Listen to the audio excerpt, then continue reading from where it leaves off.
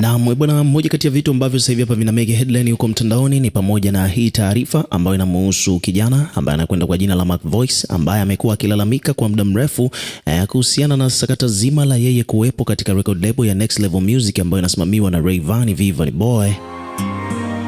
Amefanya kazi hapo kwa muda mrefu sana, lakini at the end of the day ni kwamba amekuwa akitoa malalamiko yake, hususan hivi karibuni tokea alivyojitoa mnamo mwaka uliopita. Hivi karibuni kijana huyu ameamua kufanya interview na kuelezea changamoto ambazo amekuwa akizipitia, lakini pia vile ameonyesha hali ya kutokuwepo na usawa kwa upande wa haki kulingana na mikataba ambayo alikuwa amesaini katika record label hiyo ya Next Level Music.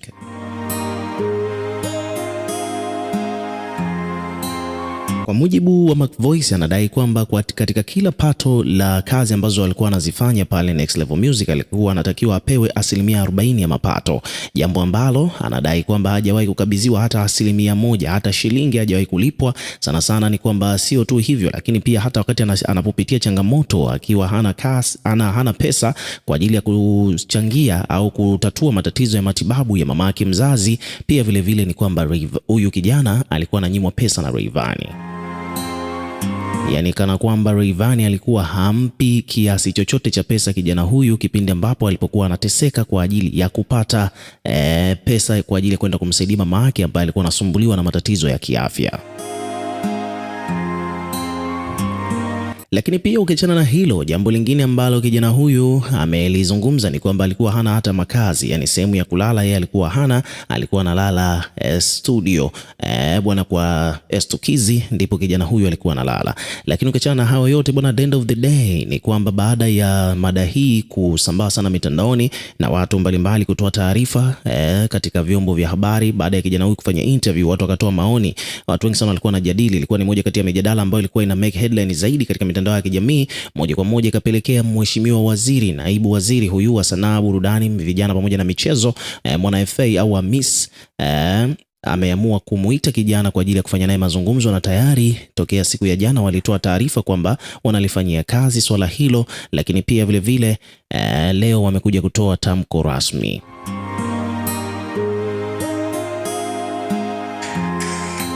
Kwa mujibu wa sakata hili, page mbalimbali hapa zimekuja kutoa taarifa wakiwa wanasema kwamba bwana, sakata la Mac Voice na Rayvanny limetua mezani kwa waziri, na moja kwa moja ametoa taarifa rasmi akiwa anadai kwamba hii ni Wizara ya Sanaa Tanzania, Mheshimiwa Mwinjuma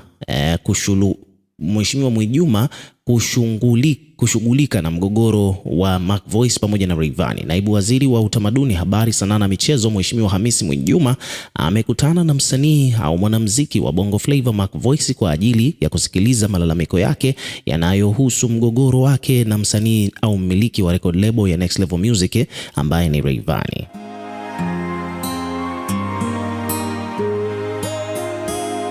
Mazungumzo hayo yalifanyika ofisi ya wizara zilizopo Uwanja wa Taifa jijini Dar es Salaam mnamo Machi tarehe 6 mwaka huu 2026, ambapo naibu waziri alisema kwamba serikali inaanza kuchukua hatua za kufuatilia sakata hilo ili kupata ukweli wa madai yote yaliyotoka pande zote mbili husika, huku akiahidi kuwa suala hilo litafanyiwa kazi kwa haraka ili kupatikana kwa suluhisho la haki kwa wahusika wote.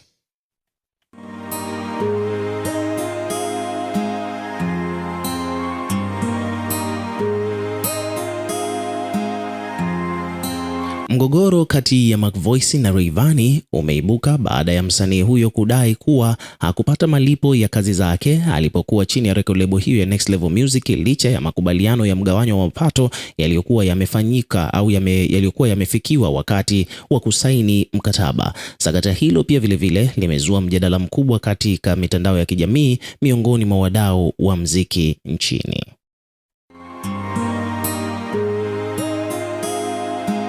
Lakini pia vile Mheshimiwa Mwinjuma amefafanua kuwa serikali ina jukumu la kuhakikisha haki na maslahi ya wasanii yanazingatiwa, huku akisisitiza umuhimu wa mikataba iliyo wazi na inayolinda pande zote katika sekta za sanaa. Kwa upande wake, McVoice yeye amemshukuru naibu waziri kwa kuonyesha nia ya kusikiliza malalamiko yake na kuahidi kuwa ataendelea kushirikiana na mamlaka husika ili suala hilo liweze kupata ufumbuzi.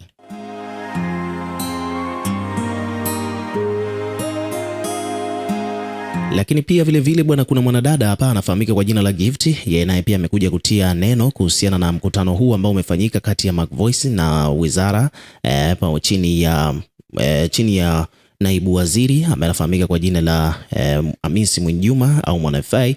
Huyu bidada yeye amekuja kuzungumza mawili matatu hapa, nataka umsikilize vile.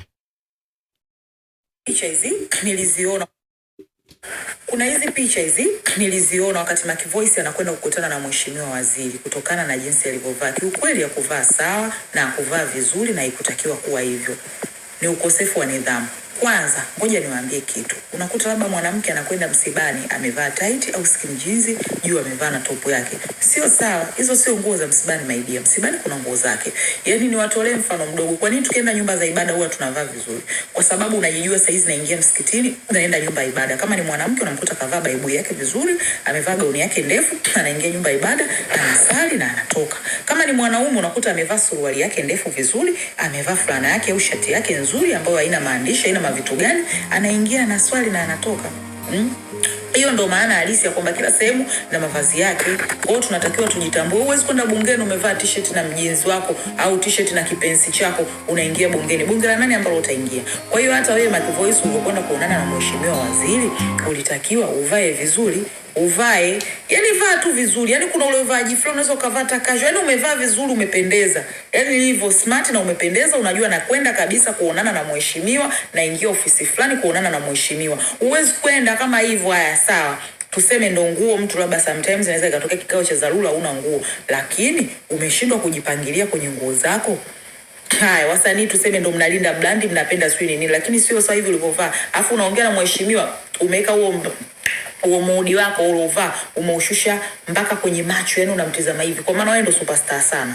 Kwa maana wewe ndo yani ndo unamvimbia mheshimiwa. Hata kusaidiaje sasa? Wewe umeenda hapo na matatizo yako personal, unataka usaidiwe. Unaenda mtu anaongea na wewe unambinulia shingo hivi, umeuvaa mnaniwadi hapo. Kwa maana yani why? Yani kwa nini? Yani kwamba yani wewe sasa ndo unavimba pale. Kwamba wewe ndo superstar sana. Hivi mshawahi kumuona Diamond akiingia sehemu, au Harmonize labda let's say Alikiba akiingia sehemu ambazo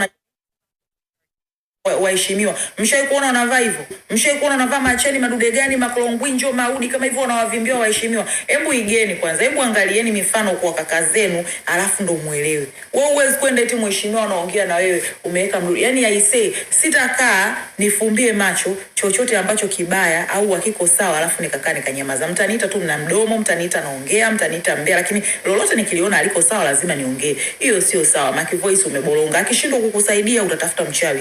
Usikute hata Rayvanny mlikuwa mnapishana baadhi ya vitu na ndio maana mambo yakaenda long. Badilikeni.